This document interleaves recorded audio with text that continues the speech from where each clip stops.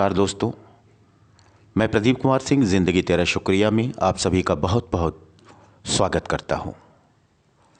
आज एक अजीब सा प्रश्न मेरे अंतःकरण में बार बार कौंध रहा है और मजबूरन मैं वो प्रश्न आप सभी से करना चाहता हूं। दोस्तों, जब हमें कोई नहीं देख रहा होता है तब कौन होता है हमारे कार्यों का साक्ष्य? प्रश्न बड़ा अजीब सा है और बहुत ही दमदार भी। आइए इस प्रश्न का उत्तर ढूंढते हैं इस कहानी के जरिए। हमारी आज की कहानी का शीर्षक है साक्ष्य। एक जर्मन अपनी भारत यात्रा के दौरान एक निर्माणाधीन मंदिर में गया। उसने वहां एक मूर्तिकार को देखा जो एक देवी की मूर्ति बना रहा था, जिसे बाद में मंदिर में स्थापित किया जाना था। इधर उधर देखते हुए उसे अचानक पास में ही एक वैसी ही मूर्ति दिखाई पड़ी। आश्चर्यचकित होकर उसने मूर्तिकार से पूछा, क्या तुम्हें एक ही देवी की दो मूर्तियां चाहिए? नहीं, मूर्तिकार ने उसकी ओर देखे बिना ही उत्तर दे दिया। हमें केवल एक मूर्ति की ही आवश्यकता है, लेकिन मूर्ति बनाने के अंतिम चरण में पहली मूर्ति क्षतिग्रस्त हो गई। उसने काम जारी रखते हुए तर्क दिया। जर्मन सज्जन पहली मूर्ति के पास गए और उसे बारीकी से देखा, पर उन्हें उस मूर्ति में कोई कमी नजर नहीं आई। इस मूर्ति में क्या कमी है? उसने उलझन में पूछा। उस मूर्ति की नाक पर एक खरोंच है।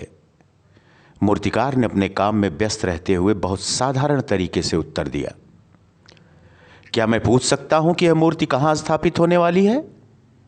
जर्मन सज्जन ने मूर्तिकार से पूछा। मूर्तिकार ने उत्तर दिया, यह मूर्ति लगभग 20 फीट ऊंचे एक स्तंभ पर स्थापित होगी। क्या? अगर मूर्ति को इतनी दूर रखना है तो किसी को कैसे पता चलेगा कि मूर्ति की नाक पर एक खरोंच है? सज्जन ने आश्चर्य के साथ प्रश्न किया।